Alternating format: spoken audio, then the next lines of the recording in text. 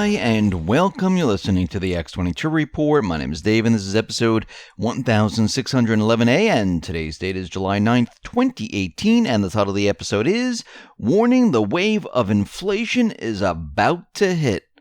Let's get into the economic collapse financial news. Now, we understand since the vote for Brexit, the central bankers, well, they're going to do whatever they possibly can to keep the UK in their system.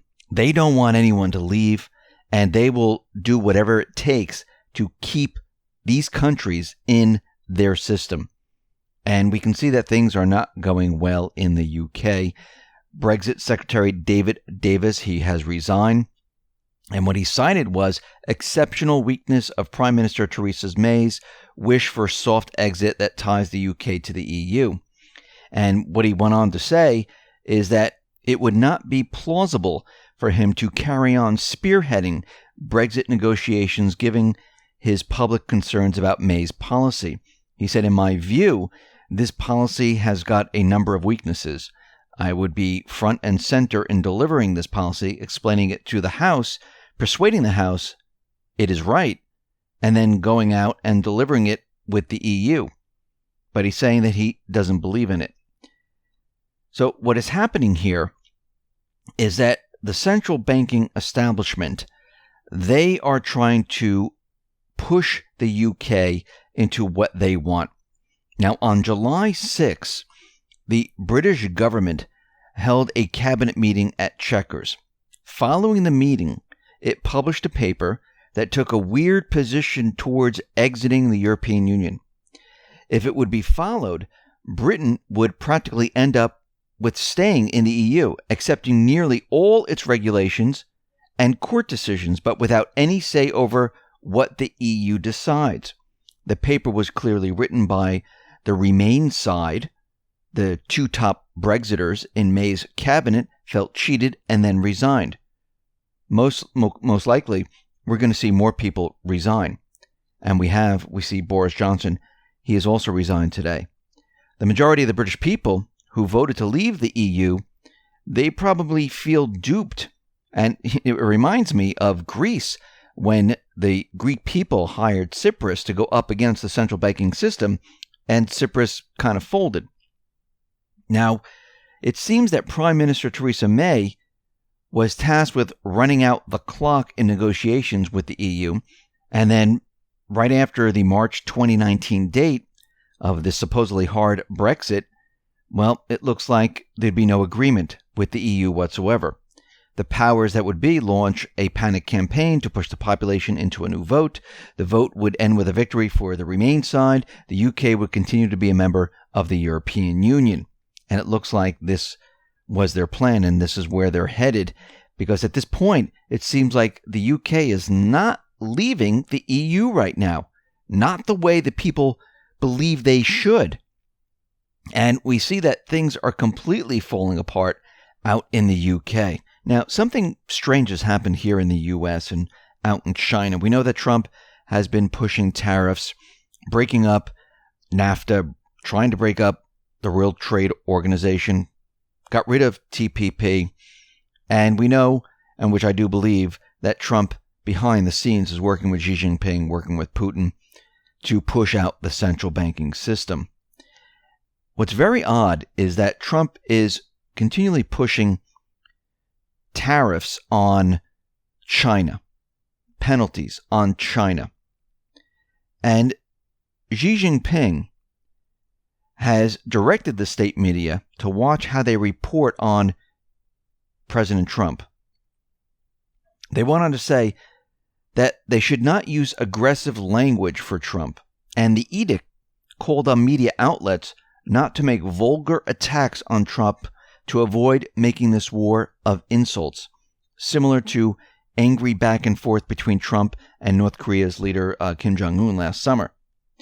And this is kind of strange because Trump is out there saying that, yes, we're placing these tariffs and pushing this agenda, and you would think that China would be on the other side pushing back, but we're really not seeing this. Yes, they're pushing a little bit, but I think what is happening here, this entire plan right now is to really push this onto the central banking system and to have them make their move. And I think this is the plan that they're working on right now. And this is why we've been seeing the central bank come out and say, we're going to get rid of the Fred graph, which shows our balance sheet normalization. The yield curve is meaningless. It's distorted. And we see them doing many other things where the mainstream media is out there already calling for a recession. The Fed is already blaming the next economic collapse on Trump because of his tariffs. It's going to wreck the economy. And I think all of this is being done to push the central bank in this direction, to make them make their move. And again, everything that we're seeing is not always what is happening. Just because you see tariffs and you see trade disputes and you see things, it doesn't mean it's going to lead to a war.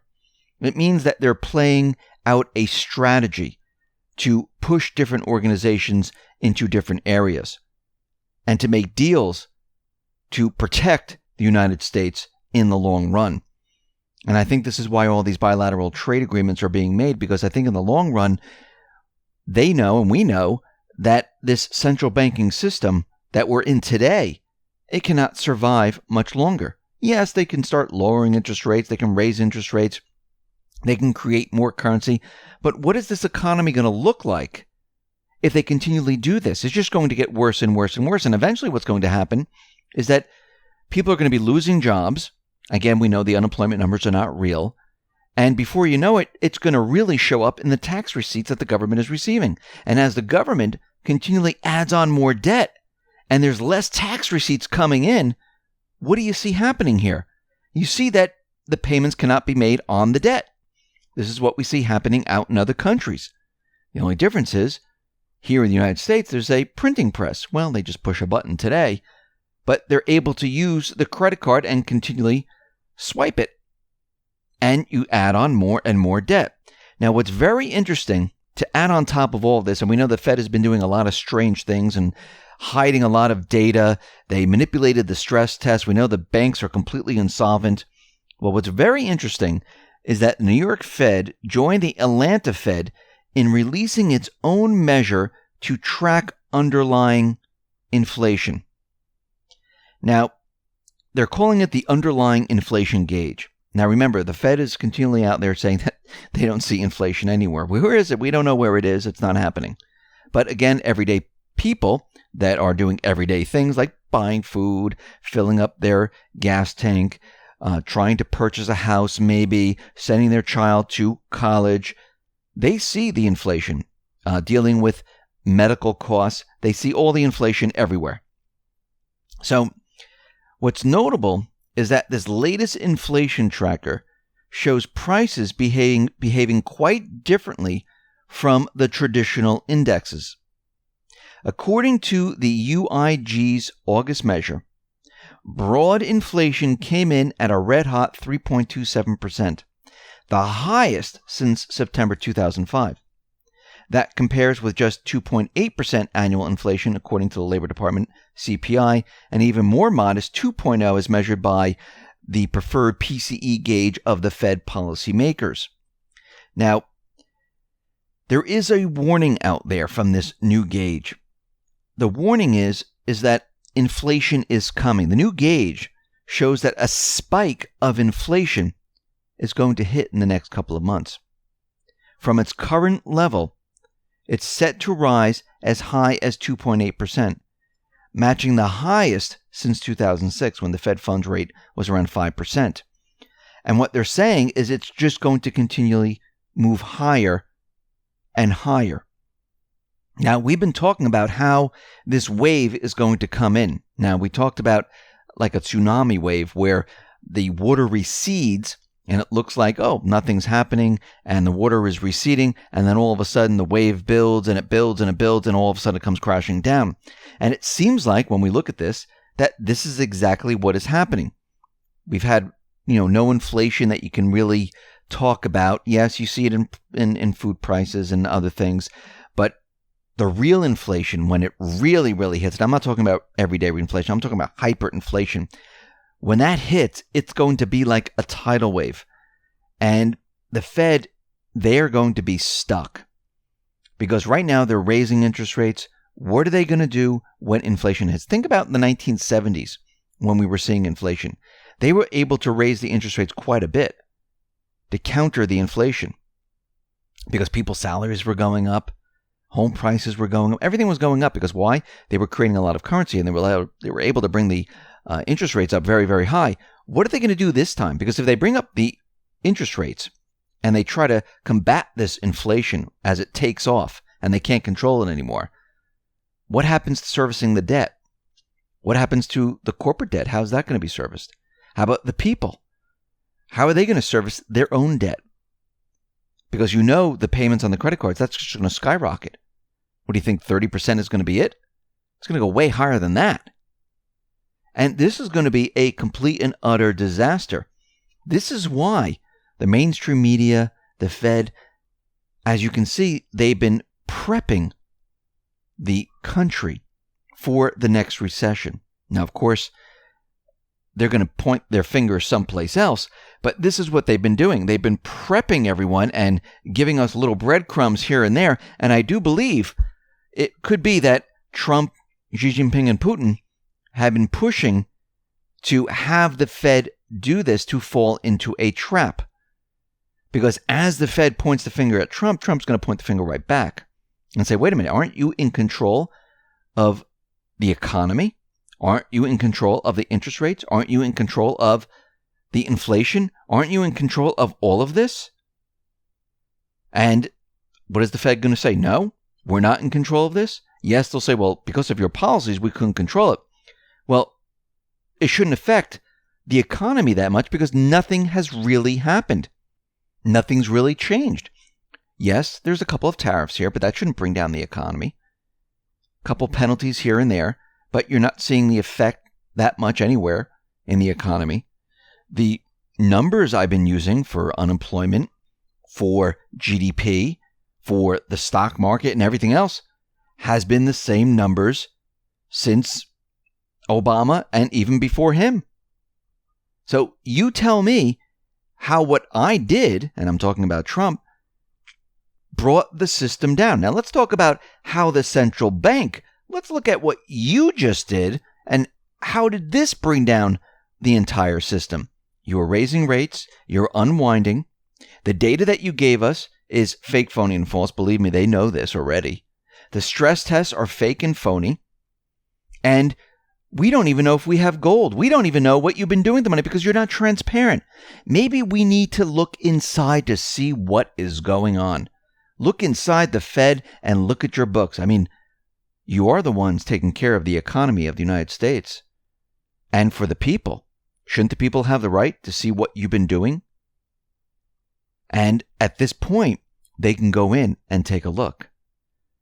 So you can see that the Fed right now, they and the mainstream media, they're preparing to bring the system down.